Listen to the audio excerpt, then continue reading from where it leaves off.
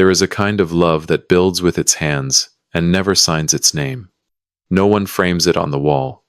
No one puts it in a speech. You just show up before dawn, shape something beautiful out of raw wood, and leave it where somebody can find it. I did that for 14 years. Built everything in that house with these hands. And the boy who grew up inside those walls looked me in the face and told me I wasn't family. My name is Marcus Webb. I'm a carpenter out of Savannah, Georgia. And what I left on that kitchen table the night he told me to disappear changed the shape of everything. I need to tell you how that night went, because it matters. Because you need to feel it the way I felt it before I take you back to where this all started. It was May. Savannah in May has this golden light that makes everything look like it's holding its breath. Eli came down the stairs in a blazer that fit him like he'd been born to wear it, 21 years old, graduating from Georgia Tech with a degree in architecture. The proudest day of his life. And he stood in that kitchen, looked at me with eyes I'd been watching since he was 7 years old, and said the words I'd been building walls against for over a decade. The greatest gift you can give me today is to not come to my graduation. You're not family, Marcus. Don't come. The kitchen went very still. The kind of still that has weight to it, like the air just decided to sit down. I looked past him, down the hallway. Denise was standing there. My wife, his mother. She'd heard every word. Our eyes met for 1 second. 2. She looked away, turned, and followed him upstairs without a sound.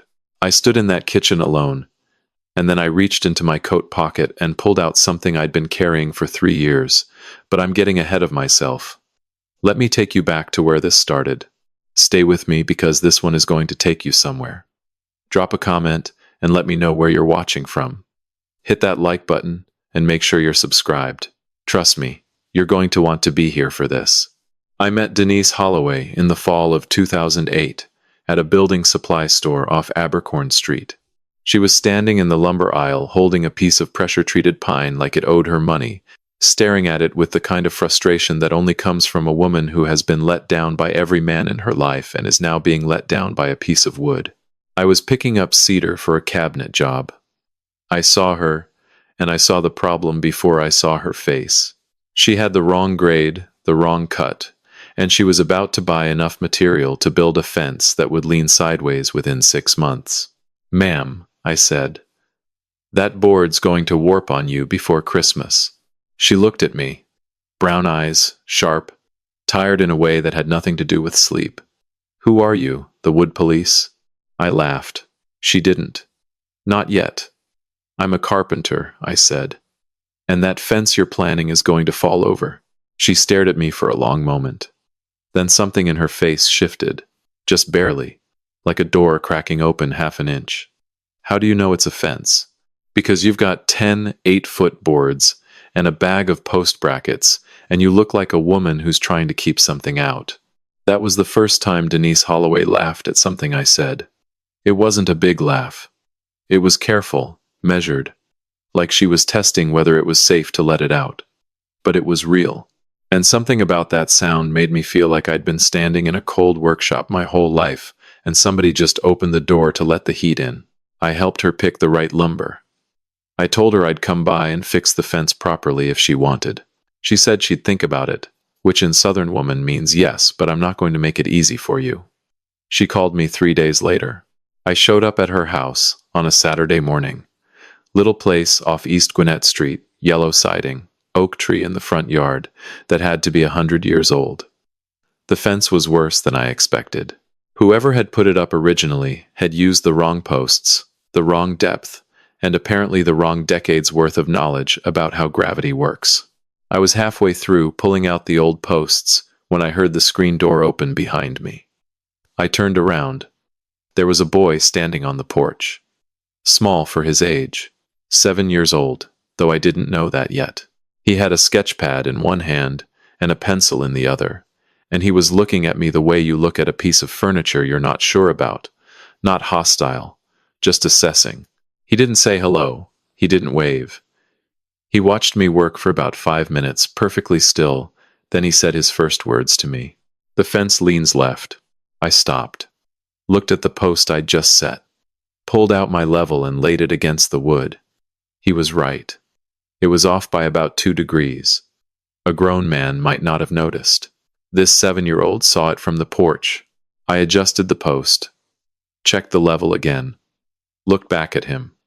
He gave me a single nod, like a foreman approving a correction, and went back to his sketch pad. That was Elijah, Eli, Denise's son. She told me about him properly on our first real date.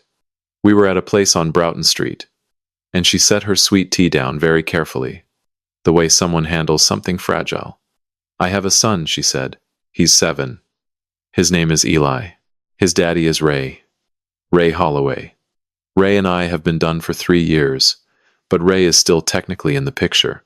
Technically meaning he sends a check when he remembers, and visits when it's convenient for his schedule, which is another way of saying, almost never. I nodded. She looked at me hard. Jacob.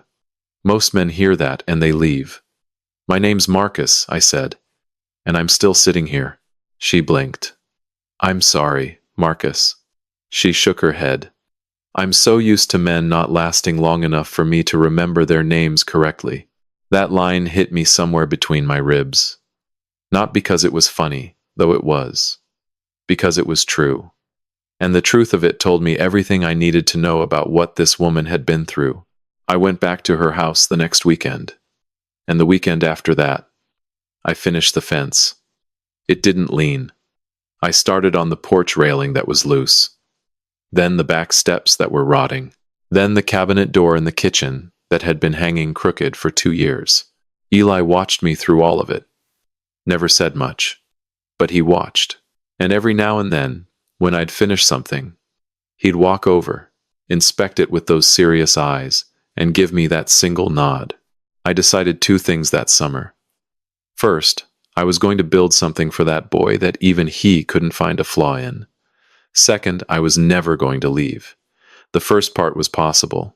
The second part, I'd learned, was going to cost me more than wood. I married Denise in the summer of 2010. Small ceremony. Backyard of her mama's house on East Bolton Street. White chairs borrowed from the church. Magnolias so thick in the air you could taste them. Eli was 9. He stood at the end of the aisle in a white shirt, half a size too big in khaki pants. Denise had ironed 3 times because she was nervous, and ironing was the only thing her hands knew how to do with the anxiety. He did not smile. Not once. Not for the ceremony. Not for the photographs. Not when Denise's cousin tried to get him to dance. He stood there like a witness at a trial, observing everything, committing to nothing. I respected that more than all the grown adults in that yard smiling through things they didn't mean. What I noticed that day, though I didn't have language for it yet, was the way Denise introduced me.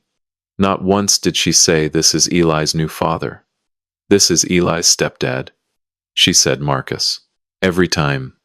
My husband, Marcus. As if my name was the entirety of what I was.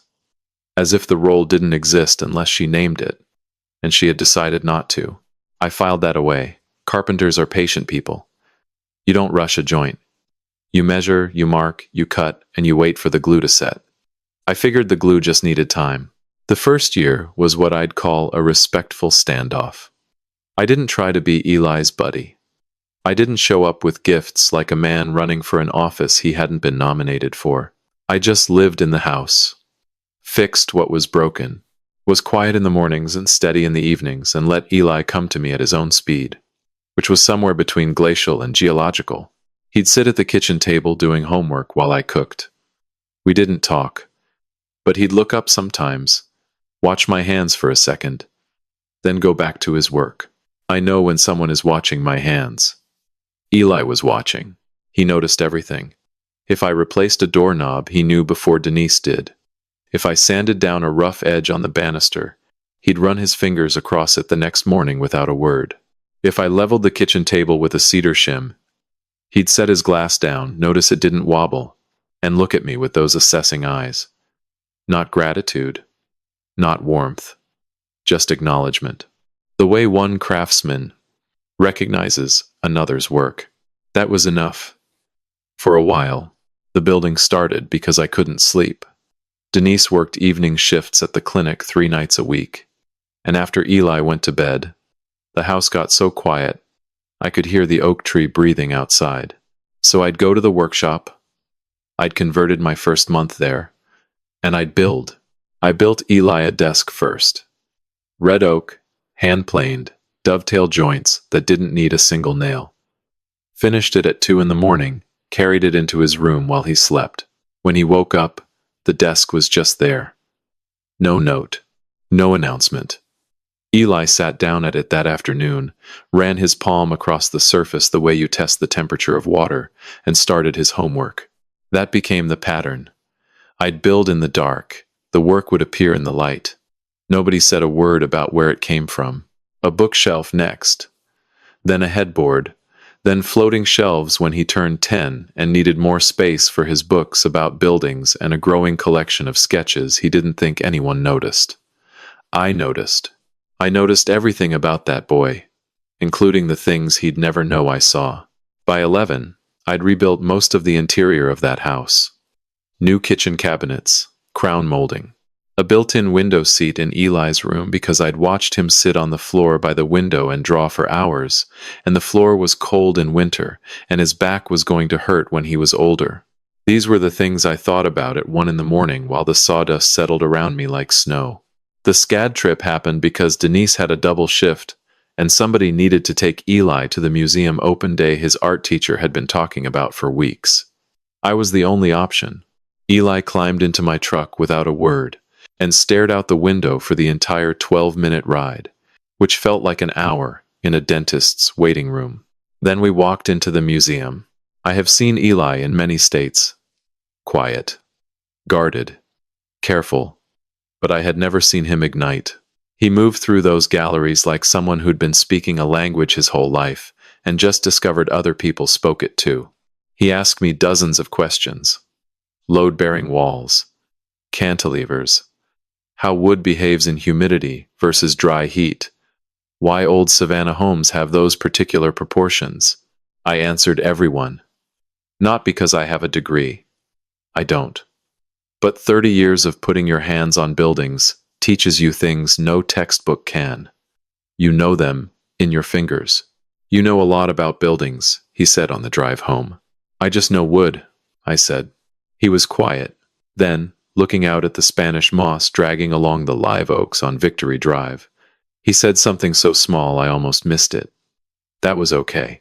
If you have never loved a child who holds you at arm's length, you may not understand what those 2 words did to me. From Eli, that was a standing ovation. That was the closest thing to, I'm glad you were there, that his mouth knew how to make. I held those words in my chest like something made of glass. That night, after he went to bed, I found his sketch pad on the kitchen table, left open. On the page was a building, his first real architectural sketch. Rough, all pencil and eraser marks, but the proportions were extraordinary. The eye that saw a fence leaning 2 degrees at age 7 was now pulling structures out of thin air. I took the sketch pad to the workshop. I didn't take the drawing. I would never take something of his. But I memorized every line, because I had a feeling that one day this drawing would matter. Then I put the pad back exactly where he'd left it. Eli never mentioned the SCAD trip again. Never referenced a single question he'd asked me. Never again said the words that was okay or anything close. That was the last time Eli voluntarily gave me credit for knowing anything. From that point on, someone in that house made very sure he didn't. I want to tell you about Denise now. And I need you to hold something in your hands while I do. She was not cruel. I want you to carry that through everything I'm about to say, because this story gets harder to hold if you make her a villain. She wasn't one. She was something more complicated than that. She was afraid. Here's what you need to understand about Denise Holloway before she became Denise Webb. She had been left before, twice. The first was a man named Kevin Bryce. Kevin lasted 2 years. He was charming, said the right things, showed up to Eli's second birthday with a toy truck and a smile that made Denise believe she'd finally found something solid. 11 months later, Kevin decided that commitment was incompatible with whatever version of freedom he had in his head. which is a very polite way of saying he wasn't ready to be a man yet. He packed a bag on a Wednesday and was gone by Friday. Then came Ray. Ray Holloway, Eli's father. Ray was bigger than Kevin in every way. Bigger promises, bigger personality, bigger disappearance. Ray had a gambling problem that he kept hidden the way some people keep a second family.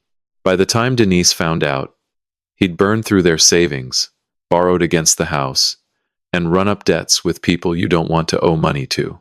He left on a Monday night when Eli was 4 years old. Had a new situation in Memphis before the weekend. Left behind a broken fence, an empty checking account, and a little boy who stopped talking for 3 weeks.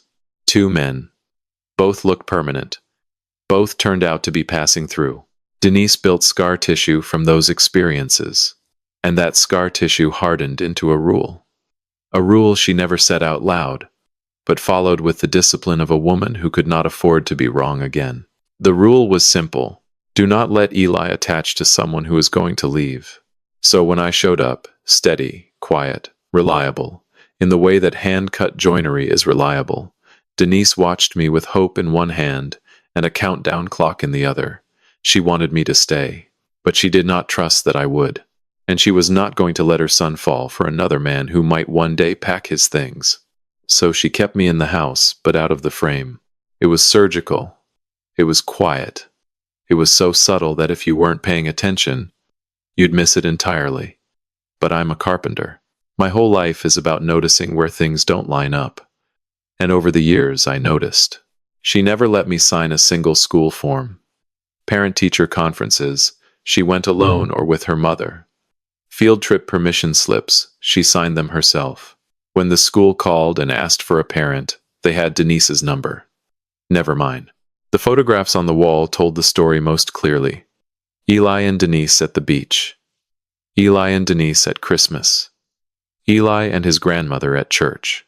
Eli blowing out candles on every birthday cake from 4 to 16. I was in that house for every single one of those moments. I was in none of the pictures. Because I was always the one holding the camera. And Denise always handed it to me at exactly the right moment. So naturally that it took me years to realize it wasn't natural at all. When people visited and asked about me, Denise had a phrase she used like a key that locked a specific door. My husband, Marcus. Never Eli's stepdad. Never Eli's father. Never even the man who's helping me raise my son. Just Marcus. As if I existed in that house the way furniture exists. Useful, present, unnamed. When Eli was 15, he applied for a summer architecture program at Georgia Tech.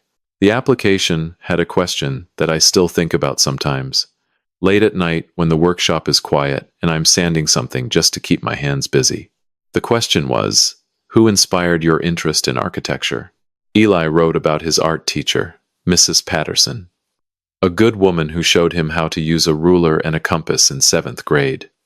He wrote 3 paragraphs about how she opened his eyes to the built environment. He did not mention the man who built every surface he'd ever studied on. He did not mention the SCAD trip. He did not mention the 30 questions he'd asked me about cantilevers and load-bearing walls, or the night he left his sketchpad open on a desk I'd built with my hands at 2 in the morning. I found the application draft on the kitchen table. Read it standing up. Didn't sit down. Didn't say a word. Walked out to the workshop and sat on the stool between the sawhorses for a very long time. A year later, Eli was 16. I was walking down the hallway toward the kitchen when I heard him talking to a friend in his room. The door was cracked. I wasn't eavesdropping. I was just there. The way I was always just there. Marcus? He's just the guy who fixes stuff. His friend laughed. Eli didn't. He said it flat, like a fact. Like reporting the weather. The sky is blue. Water is wet. Marcus is just the guy who fixes stuff. I stood in that hallway for 3 seconds. Then I walked to the kitchen, picked up the screwdriver I'd come for, and went back to fixing the cabinet hinge that had been bothering me all week. That night, I called Mama Ruth, my mother. 72 years old, hands that had never been idle a day in her life, faith deep enough to build a house on. She picked up on the second ring. You still there, baby? Yes, ma'am. Good. She was quiet for a moment. I could hear her rocking chair creaking on the porch in Hinesville. "That's all you gotta do, Marcus. You just stay." I stayed, and I went back to the workshop, and I started building something new. Because that's what these hands know how to do when everything else falls apart. They build. Now I need to tell you about Curtis Jennings. Because without Curtis, this story has a different ending.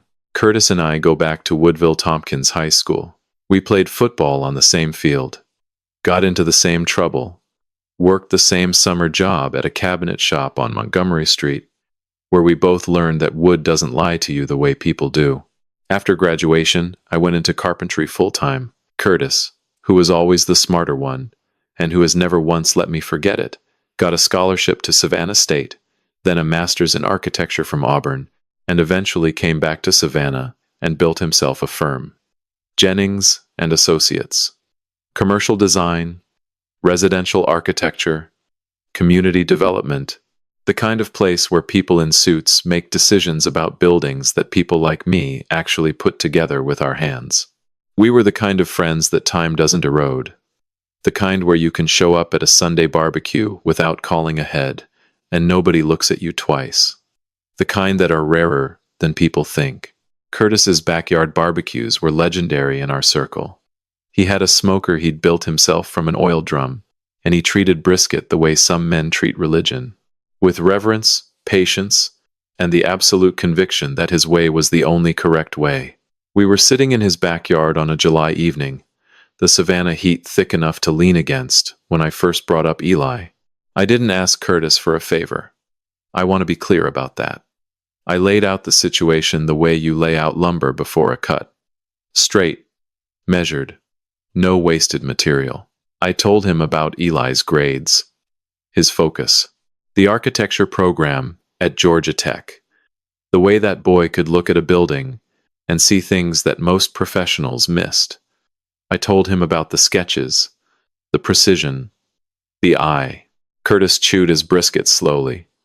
He's a man who doesn't rush anything, not food, not decisions, not conversation. "How come you're doing all this?" he asked. "Because somebody should." He looked at me over his plate for a long moment. "The man who fixes stuff," he said, because I'd told him that story one night over bourbon and he'd never let it go. "Doing all this for a kid who thinks you're furniture." I didn't answer that. Some things don't need an answer. They need a witness. Curtis nodded. "All right.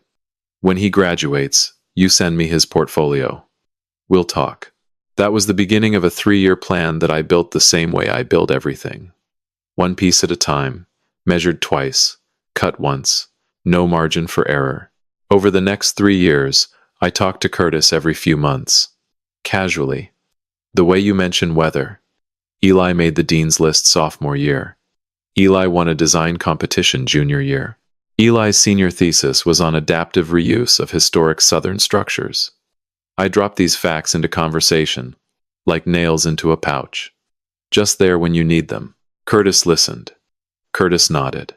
By the time Eli was a senior, Curtis had quietly held a junior designer position open at Jennings and Associates. Full salary, benefits, mentorship track with the firm's senior architect. He'd turned down 2 other candidates for it.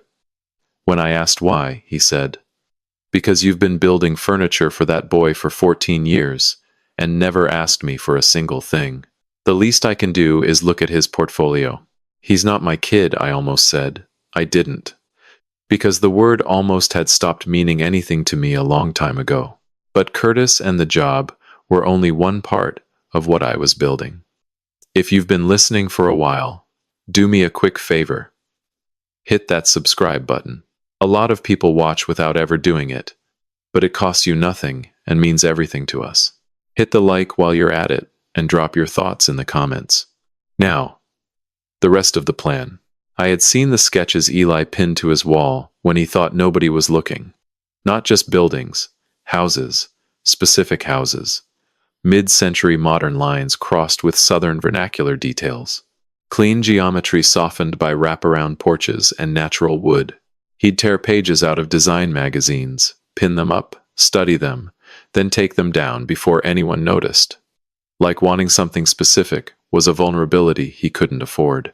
I found a piece of land out in Pooler. 2 acres, mostly flat, good drainage, live oaks along the western edge.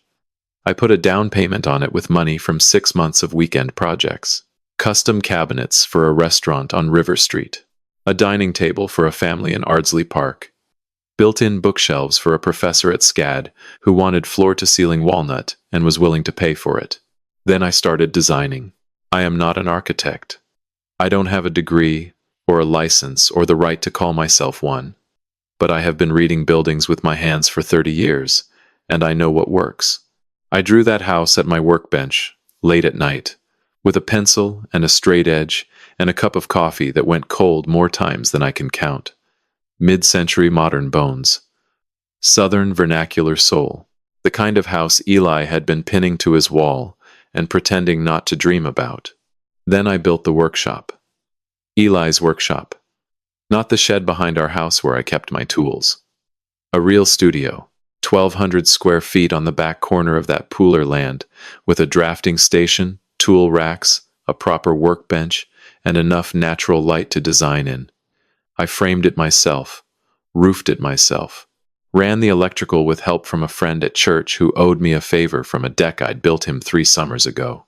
Inside that workshop, on the main workbench, I placed a model, a wooden model, hand-carved, built to scale from memory. The building Eli had sketched in his pad at age 12, the night after the SCAD trip, the first real architectural drawing he'd ever made. I had memorized every line of it 9 years ago, standing in my workshop at midnight, and now I'd built it with my hands. Every angle, every proportion, every detail that 7-year-old I had seen before anyone else. The whole thing, the land, the house design, the workshop, the model, the 3 years of overtime. It came from the same place, the same hands, the same quiet, stubborn decision I'd made the day I watched a boy look at a broken fence and see what nobody else could see. I put the offer letter from Curtis, the house blueprint, and the workshop key in a manila envelope. I kept it in my coat pocket, the one hanging by the kitchen door. I was going to give it to Eli at dinner, after the graduation ceremony, when the day belonged to him and the moment felt right. That's not how it happened. May in Savannah has a particular quality of light. The sun comes through the live oaks at an angle that turns everything golden, like the whole city is holding its breath before summer arrives and the humidity takes over and wraps the air around you like a warm, wet cloth. The cicadas hadn't started yet. The jasmine along the back fence was in full bloom. It was the kind of day that makes you believe the world is capable of being gentle. Eli's graduation from Georgia Tech was on a Saturday. 21 years old. Bachelor of Architecture with honors. His name printed in a program I'd never hold. Walking across a stage I'd never see. Accepting a degree that existed in part because a desk I'd built at 2 in the morning gave him somewhere steady to study. But I didn't know that last part yet. Not that morning. That morning I was just a man in a kitchen, straightening chairs, wiping the counter, staying useful the way I'd always stayed useful. Ray flew in from Las Vegas. His first visit to Savannah in 3 years. Because Ray Holloway's schedule was apparently incompatible with his son's ordinary life, but very compatible with graduation ceremonies and the opportunity to be photographed looking like a proud father. I don't say that with bitterness. I say it with the specific exhaustion of a man who has watched another man get credit for showing up to the highlight reel while I lived every single unremarkable day in between. Eli was electric that afternoon, laughing, texting, checking his phone every few minutes for Ray's flight updates. Dad lands at 4, he told Denise. Dad, a word with 1 syllable and the weight of a freight train. A word Eli had never once, in 14 years, aimed in my direction. Not even by accident. Not even close. I was fine with that. I had made my peace with that word a long time ago. Or I thought I had, hearing it used so easily for a man who hadn't built a single thing in that house, who hadn't sat in a workshop at midnight, sanding down the rough edges of his own heartbreak, so his hands would be steady enough to build something beautiful by morning that hit different. I won't lie about that. The envelope was in my coat pocket, hanging by the kitchen door. right where I'd kept it for 3 weeks, waiting for the right moment. I was going to pull Eli aside at dinner, after the ceremony, after the photographs and the congratulations and all the noise. I'd hand it to him quietly, the way I'd done everything else. No performance, no speech, just the envelope and a nod, and maybe, if I was lucky, that single look of acknowledgement I'd been living on since he was 9 years old. I heard him come down the stairs. I turned around. He was wearing a blazer that fit him like it had been tailored for this exact moment. 21 years old, and he looked like a man who'd finally figured out the shape of his own life. I smiled.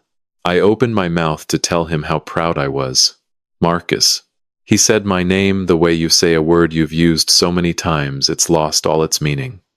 A sound. Nothing more. Hey, bud. You look sharp. I need to tell you something. Something in his tone made me set down the dish towel. The kitchen got very quiet.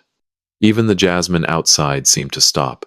The greatest gift you can give me today, he said, and his voice was calm, almost rehearsed, like he'd been practicing this in his room, is to not come to my graduation. You're not family, Marcus. You're just the guy who lives here. Don't come. The air in that kitchen sat down. I stood there. Just the guy who lives here.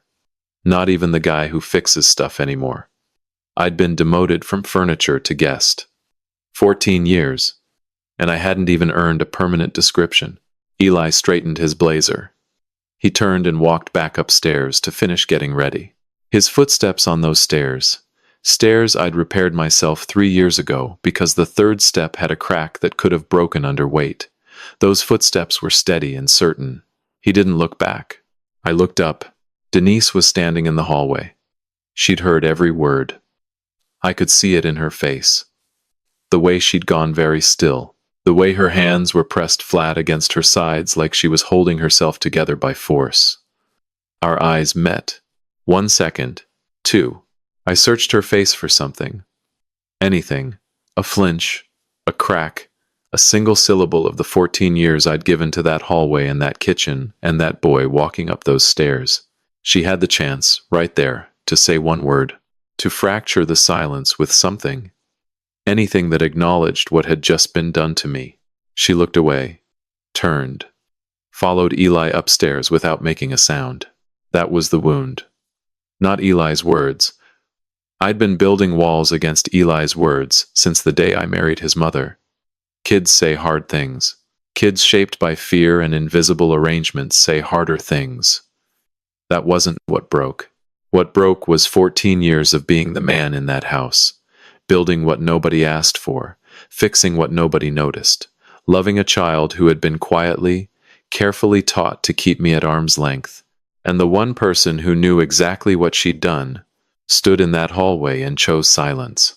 I understood everything in that moment. The photographs, the school forms, the introductions, the way Eli never got close enough to call me anything but Marcus. It wasn't his instinct. It was her architecture. She designed the distance the way you design a wall. Load-bearing. Structural. Invisible to anyone who wasn't looking for it. I walked to my coat, reached into the pocket, took out the manila envelope. I set it on the kitchen table, set the workshop key on top of it, placed Denise's letter beside it, face up. I left the kitchen light on. I did not slam the door. I pulled it shut behind me, quiet as a man who has made his peace with the weight of what he's carrying. I drove to the workshop. My workshop. The one behind the house where I kept my personal tools, not the one I'd built for Eli in Pooler. I sat on the concrete floor between the sawhorses and the workbench, in the dark, with the smell of pine and linseed oil and 14 years of sawdust in the air around me, and I let myself feel it, all of it, the weight of every board I'd cut, every joint I'd glued, every night I'd spent shaping something beautiful for a boy who just told me I was nothing. Then I got up, because that's what my hands have always known how to do. When the heart breaks, the hands build. When everything falls apart, you sand it down and start again. I didn't leave Savannah. I didn't leave at all. I just needed somewhere quiet to set down what I was carrying. The workshop has always been that place. The only difference was that this time, I wasn't building anything. I was just sitting with what I'd already built, wondering if any of it had ever mattered. They came home at 11 that night. I wasn't there. What I'm about to tell you, I learned later. Some of it from Eli. Some of it from Denise, months afterward, when enough had crumbled between all of us for honesty to finally have room to breathe. They came through the front door laughing. Eli and Denise and Ray, who had apparently been charming and funny and everything a graduation dinner requires from a man who shows up once every 3 years. Eli was holding his diploma in a leather folder, and Ray was telling some story about a poker game in Las Vegas that had everyone smiling. Then they walked into the kitchen. The light was still on. I'd left it on. And there on the table, in the center of the room, was the envelope, the key resting on top, catching the overhead light. 2 letters beside it, face up. The house was missing the particular weight of the man who'd been in it for 14 years. Denise told me later the laughter stopped like someone had cut the power to it. Ray looked at the table, looked at Denise, and stepped outside without a word. Whatever else Ray Holloway is or isn't, he understood that whatever was on that table was not meant for him. Eli picked up the envelope first. Inside was a formal offer letter from Jennings and Associates, his full name at the top. Junior designer. Full salary. Benefits. Mentorship track. A handwritten note from Curtis confirming the position had been held open for over a year, waiting for this exact graduation. And beneath that, a set of house blueprints folded into thirds. Mid-century, modern lines. Southern vernacular porch. Natural wood throughout. The kind of house Eli had been pinning to his wall and pretending not to dream about. On the back of the blueprint, one line in pencil. I built this for you. The workshop is yours. So is the job. Build something beautiful, Eli. Marcus. No guilt trip. No after everything I've done. No invoice for the overtime. The weekend jobs. The truck I never replaced. Nothing that could be thrown back at me as manipulation. Just the gift delivered clean, and a door held open.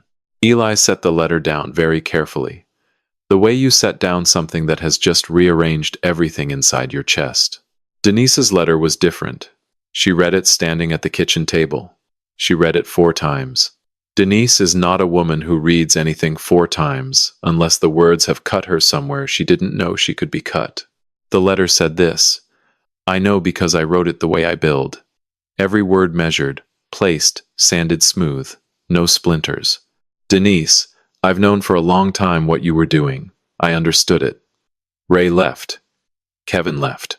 And you built a wall around Eli's heart with your bare hands because you could not survive watching him love another man who might disappear. I don't say this to accuse you. I say it because you need to hear that I saw it, and I stayed anyway. I was never going to leave. That was the one thing you were wrong about. But it was the thing that cost Eli the most.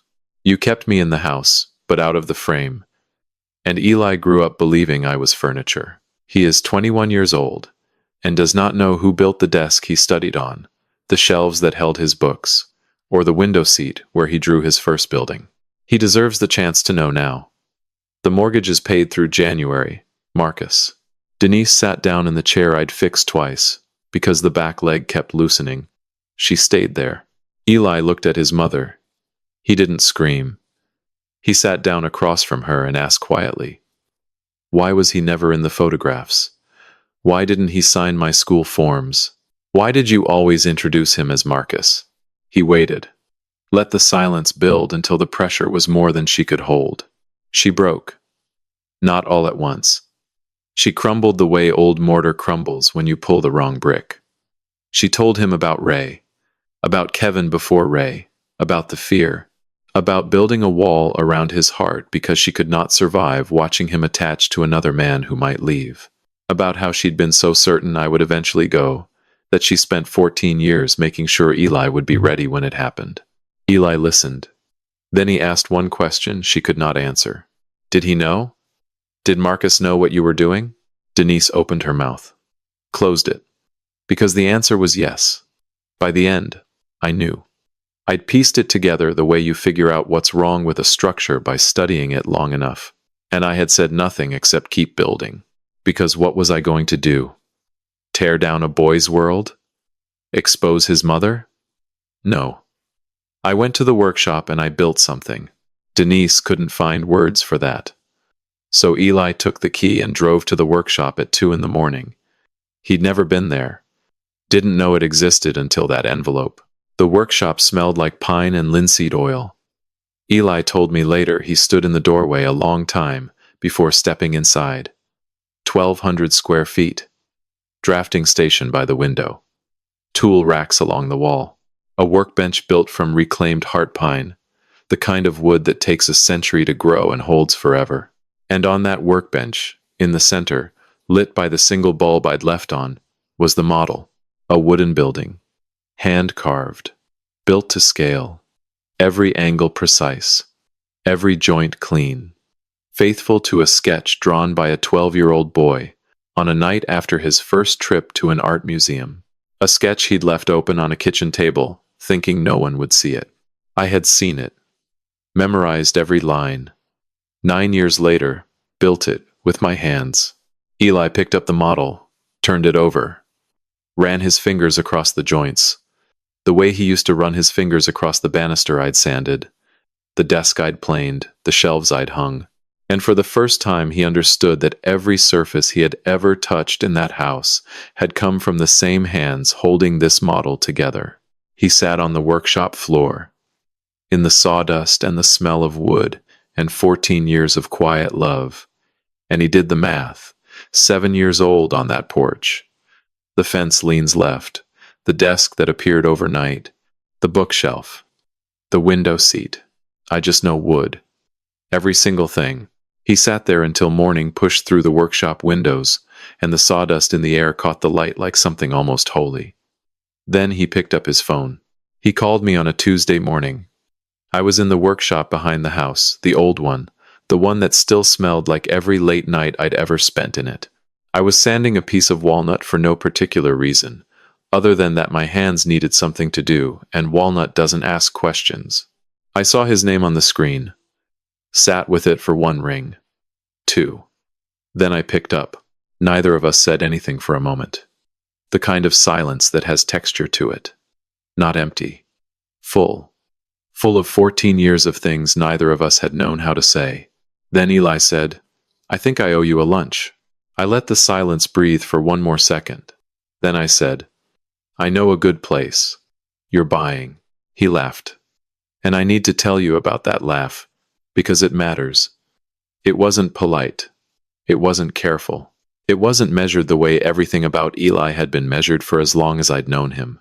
It was the laugh of someone who has been carrying something very heavy for a very long time and has just set it down, and the muscles don't quite know what to do with themselves yet. It sounded, for the first time in all the years I'd known him, like he was free. We met at Cotton and Rye, on Habersham Street. Eli was there before me, which surprised me until I realized it shouldn't have. He'd had weeks to prepare for this. He stood up when I walked in, didn't shake my hand, hugged me, stiff, a little.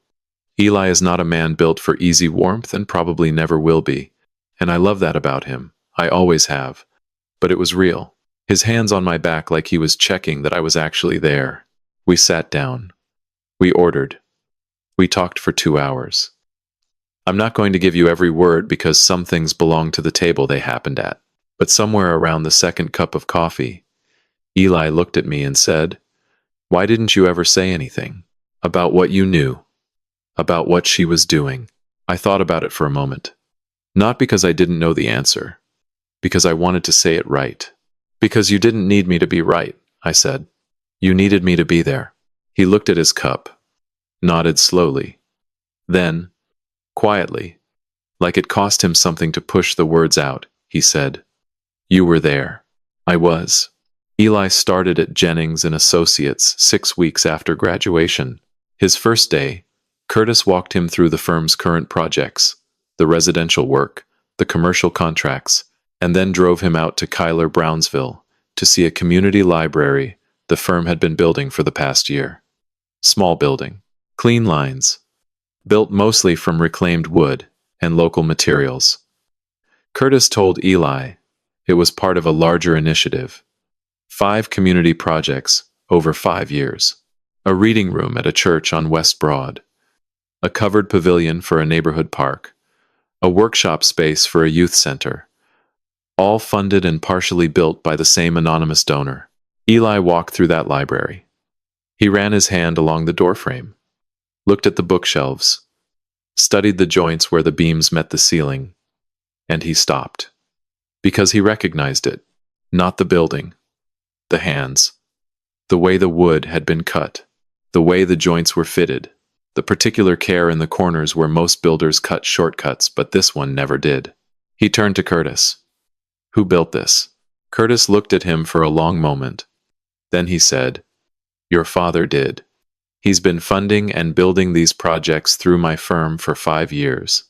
Wouldn't let me put his name on a single one of them. Eli didn't say anything. Curtis had the good sense to walk out of the room and let him stand there alone with it. That Saturday, Eli drove out to the workshop in Pooler, the one I'd built for him. I was there rearranging tools, because I'd been coming out there every few days to make sure everything was ready, even though I didn't know if he'd ever use it.